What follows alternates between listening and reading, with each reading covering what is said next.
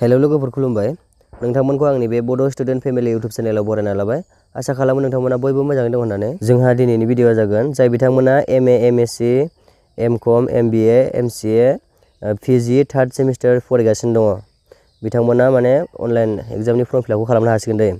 जोंहा regular batch 2023 दायो जाबाय नालाय आरो सिगांनि बेचनाबो जाबाय दे जाय बिथांमोना 2022 आवहाय माने बेक थादोंमोन एरियार आरो बेटारिमेन्टनि एग्जाम लिरनो गोसो दङ बिथांमोनाबो लिरनो हासिगोन आरो एरियार हिसाबै 2021 बेचनाबो लिरनो हासिगोन दे जोंहा एग्जामा नभेम्बर आरो डिसेम्बर बिसोर मोननै मान्थनि गेजेराव जोंहा जोबगोन जोंहा फर्म फिलआपआ माला जादोंमोन एक्टिभा नोंथांमोना नैयाव नायबानो जाबाय नै डेट अफ एक्टिभेशन अफ द पर्टल फर फर्म साबमिशन जा 6 नभेम्बरावनो लिंकआ एक्टिभ जानो गोनांमोन नाथाय जायाखै जोंहा मैयासो जादों दे लिंक एक्टिभा माने 8 नभेम्बरावसो एक्टिभ जादों जोंहा एसे लेट जाग्रा जाबाय आरोना दाना बड'लेण्ड इउनिभारसिटियाव माने लिंक एक्टिभ जानाया आरो सम सार्भार डाउन जायो नोंथांमोना दायो सार्भार डाउन नङा नालाय दानो थाब खालामना लाबानो जाबाय जोंहा अनलाइन बानायनायनि लास्ट डेटआ जोंहा मालानो 12 नभेम्बरावनो दे जोंहा बेसेसिम थागोन टाइमा मोनानि 10टासिम थागोन दे नोंथांमोना थाब बानायना लाबानो जाबाय जोंहा सार्भार डाउन जायो नालाय नोंथांमोना नैबेयाव नुदोंना बड'लेण्ड इउनिभारसिटिनि वेबसाइटआव थांनानै खालामनांगोन आं नोंथांमोननो माबायदि खालामनांगौ आं बेखौ खोन्थागोन नोंथांमोना गाव गावनि मबाइलजोंनो खालामना लानो हागोन नोंथांमोना नैयाव गाहायाव नायदो एसे फिसफोरा बेसेबां जागोन नोंथाङा मा साबजेक्ट लादों मा कर्स लादों नोंथाङा दायो मा कर्स लादों मा साबजेक्ट लादों नोंथांनि कर्स हिसाबैसो माने फिसआ जागोन आरोना हमना ला नै बड' लादोंबा नोंथांमोना बड' डिपार्टमेन्टआव फरायदोंबा माने बड' लादोंब्ला एग्जामिनेसन फिसआ बेसे जागोन 1100 आरो जोंहा प्रेक्टिकेल फिस गैया नालाय दायो गासै बेसे जागोन अनलाइन पेमेन्ट दाननांगौआ 1100 दाननांगोन नाथाय बिनि एसे बारा जायो दे अनलाइनावहाय माने एसे प्लेटफर्मनि चार्ज लायो नालाय एसे बारा जायो नोंथांमोना बेयाव नायबानो जाबाय मा साबजेक्ट लादों नोंथांमोना हिस्टरि लादोंबा पलिटिकेल लादोंबा बेयाव नायनानै नोंथांमोना बानायनानै लादो फिसआ बेसे नोंथांमोना नायना लाबानो जाबाय बेयाव गासिबनिबो डिपार्टमेन्टनि फिसआ बेयाव होनो दोननाय जाखादों आरो जाय बिथांमोना हमना ला एमएखौ माने बबेबा कलेजाव लादोंब्ला इउनिभारसिटियाव लायालासिनो कलेजाव लादोंबा बिथांमोना माने एग्जामनि सेन्टार फिस दानांगोन आरोना नोंथांमोननि कलेजाव बेसेबां दानो बेखौ दानबानो जाबाय सेन्टार फिसखौ एकाउन्ट नाम्बारखौ माने कलेजाव बिनानै कलेजनि एकाउन्ट नाम्बारावसो दानांगौ नालाय सोरनाबा आरो अफलाइन लायो दे अफलाइन लायोबा अफलाइन केस होबानो जाबाय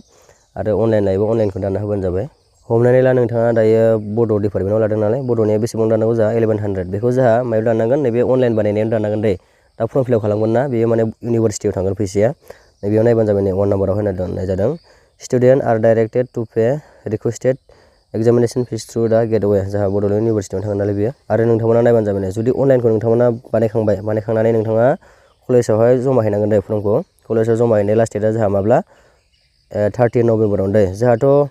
अनलाइन बानायनायनि लास्ट डेटआ 12 नभेम्बरावनो नालाय जोंहा सानसे बारायनानै माने 30 नभेम्बरसिम दं आरोना कलेजाव जमा हैनाया माने कलेजावबो एप्रुभ खालामनांगौ नालाय जुदि एप्रुभ जायाबा नोंथांमोना माने एडमिट फैनाय नङा दे जिखुनु नोंथांमोना भेरिफाइनि थाखाय कलेजाव हैबानो जाबाय आरोना 30 नभेम्बरावनो लास्ट माने नोंथांमोना अनलाइन बानायना मोननाय फर्मखौ कलेजावहाय जमा हैनांगोन भेरिफिकेसननि थाखाय एप्रुभ जायोबासो नोंथांमोनाव एडमिट कार्डआ फैगोन नालाय बेखायनो हैबानो जाबाय आरो लास्ट डेटआ जोंहा 12 नभेम्बरावनो दे दायो आङो अनलाइन फर्म फिलआपखौ खालामनो थाखाय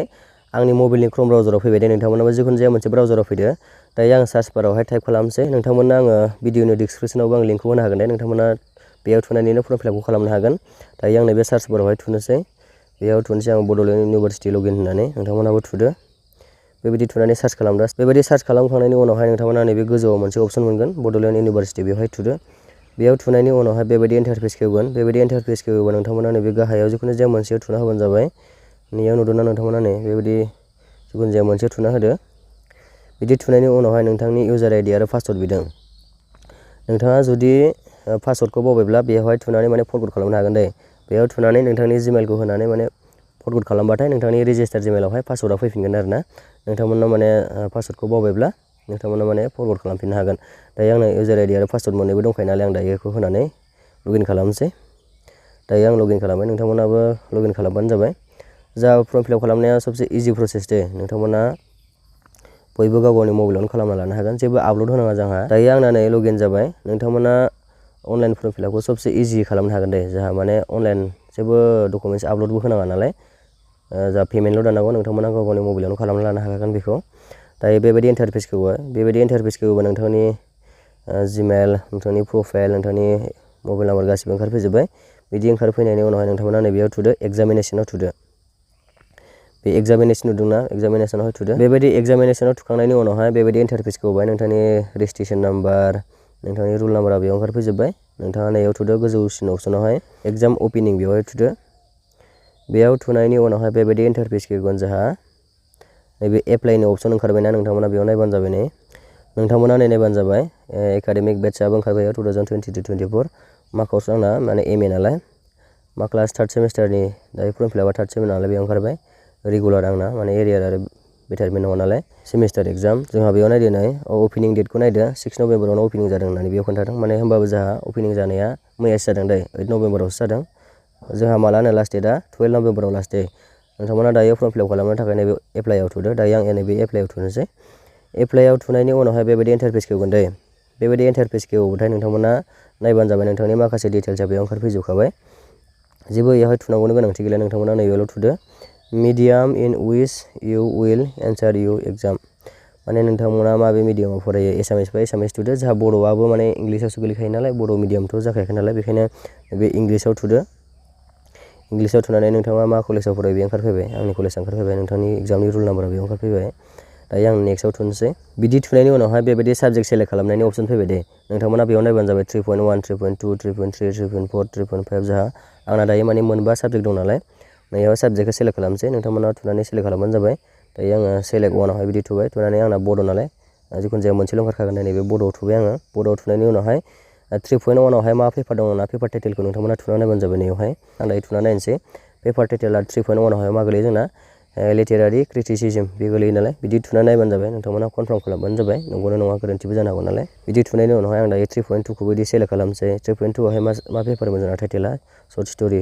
आरो 3.3खौबो आं सेलेक्ट खालामसै बड' गासैबो बड'खा नालाय आंना दायो नैबे 3.3आव मा गोलैयो आंना कम्प'जिसन एन्ड एडिटिं बिदि गोलैयो दायो जोंहा 3.4आवहाय सेलेक्ट खालामसैलाय बेबो बड'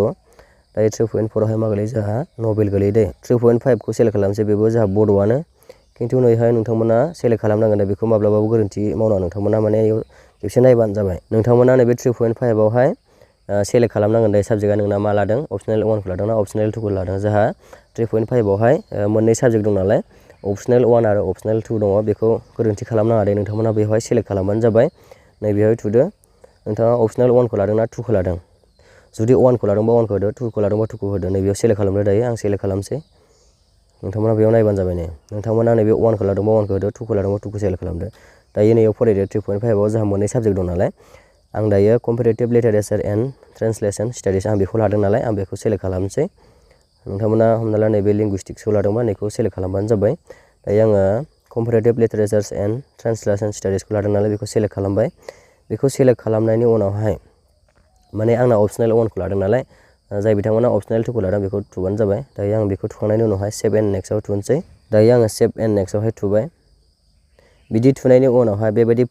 एप्लिकेसन प्रिभिउ मोनगोन दे नोंथांमोना नैयाव PDF डाउनलड खालामनानै नायनो हागोन आं दायो अपेनावहाय थुनोसै दे अपेनाव थुनानै नोंथांनि दायो मा फर्म फिलआप खालामदों मा साबजेक्ट फिलआप खालामदों बेखौ नोंथांमोना नायफिननो हागोन माबा मोनसे गोरोन्थि जादों नामा बेखौ नायब्लानो जाबाय दायो आङो अपेनाव थुबाय अपेनाव थुनायनि उनावहाय बेबायदि डाउनलड एगेन खोन्थाबाय डाउनलडआव थुबाय आंना माने डाउनलड खालामखांनाय नालाय डाउनलड एगेन खोन्थाबाय नोंथांमोना बेबायदि नायबानो जाबाय नै बेबायदि गासिबो नोंथांनि डिटेल्सआ बेयाव फैजोबगोन नोंथांनि रुल नाम्बार नोंथांनि फट' गासिबो डिटेल्सआ फैजोबगोन दे मेनलि जोंहा माखौ नायनांगोन नोंथाङा साबजेक्टआसो मेन नालाय साबजेक्टखौ नायबानो जाबाय साबजेक्टआ गोरोन्थि जादों नामा बेखौ नायग्रोबानो जाबाय जा पेमेन्ट दानबाथाय खालामफिननो हानो नागिरा दे थान जायो बेखायनो नोंथांमोना बेखौ नायग्रोबानो जाबाय पेमेन्ट दानबाथाय माने कलेजावसो रायलायहैनानै बानायनांगौ जायो माने अफिसावहाय कल खालामनानै इदिट खालामफिननांगौ जायो बेखायनो नोंथांमोना साबजेक्टखौ मेनलि नायग्रोबानो जाबाय साबजेक्टआ जुदि गोरोन्थि जादोंबा थाबैनो नोंथांमोना इदिट खालामफिनबानो जाबाय नै इदिट खालामनो हायो नालाय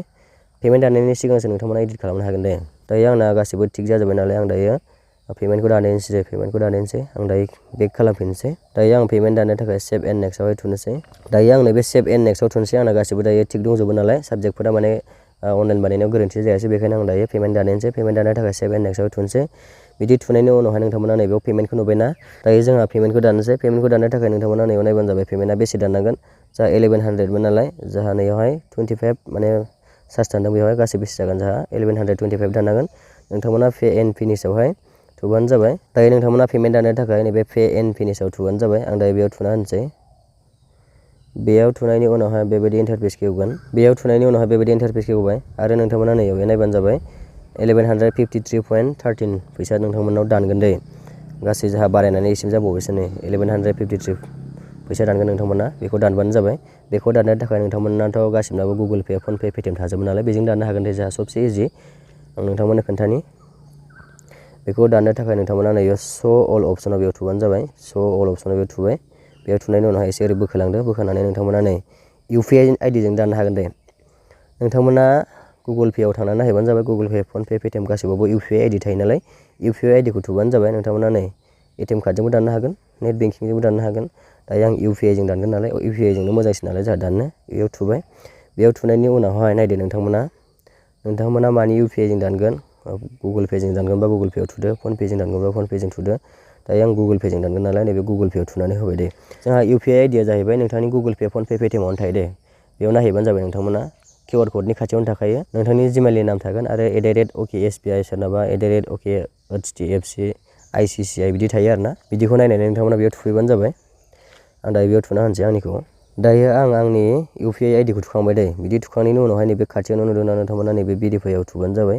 आं दायो नैबे भेरिफाइ थुना होबाय दे बिदि भेरिफाइ थुनानै होयोबा नोंथांनि बेंकिं नामा बेयाव ओंखारफैगोन दे नै आंना ओंखारफैबाय दायो नैबे प्रसिडआव थुनानै होब्लानो नोंथांनि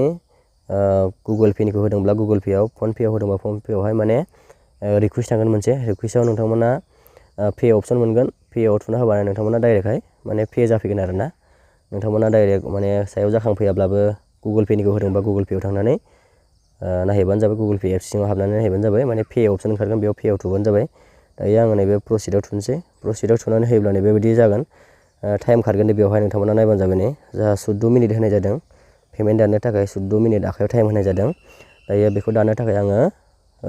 गुगोल पेआवहाय रिकुवेस्ट थांबाय नालाय आं गुगोल पेआव दानहैनोसै पेमेन्टखौ दायो आं दानखांबाय नालाय नोंथांमोना नैबेयाव फैफिनबानो जाबाय वेबसाइटआवहाय दसे नेबानो जाबाय साक्सेस खोन्थागोन नोंथांमोना नायबानो जाबाय नै बेबायदि साक्सेसफुल खोन्थागोन दायो आङो पेमेन्टखौ दानखांबाय दे पेमेन्टखौ दानखांनाय लोगो लोगो बेबायदि साक्सेस खोन्थाबाय नोंथांमोना नायबानो जाबाय पेमेन्टखौ जुदि नोंथाङा दानखांबायबा नैबेयाव फैबानो जाबाय आरोबाव एग्जामिनेसनाव फैफिनदो एग्जामिनेसनाव थुबाय आङो थुनानै नैबेयाव फार्स्टआव थुफिनबानो जाबाय खेबसे एग्जाम अपेनिंआवहाय नोंथांमोना एप्लाइड जागोन जायाखै एप्लाइनि अपसन खोन्थाबावदों नामा नायबानो जाबाय दायो नैबेयाव गाहायाव नायदो नै एप्लाइड खोन्थाबायना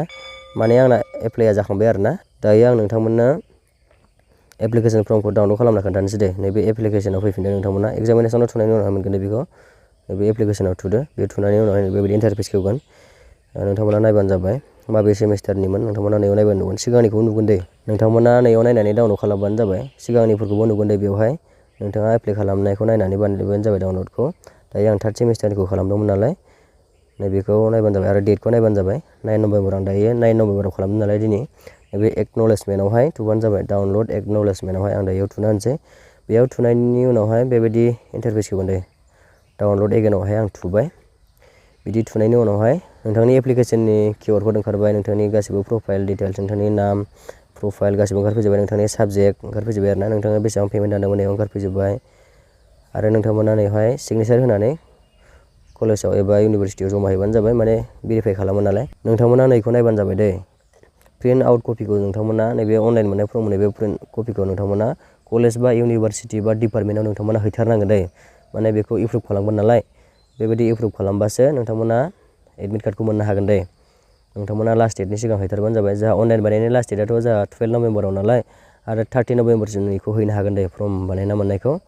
नोंथांमोना हैबानो जाबाय दिनैनि भिडिअआ बेखिनियानो नोंथांमोना गाव गावनि मबाइलावनो खालामना लानो हागोन दे सबसे गोरलै नोंथांमोना पेमेन्टल'सो दानांगौ नालाय साबजेक्टखौ मोजाङै सेलेक्ट खालामबानो जाबाय दिनैनि भिडिअआ बेखिनियानोमोन भिडिअखौ जोबजासिम नायनायनि थाखाय गोजोननाय थाबाय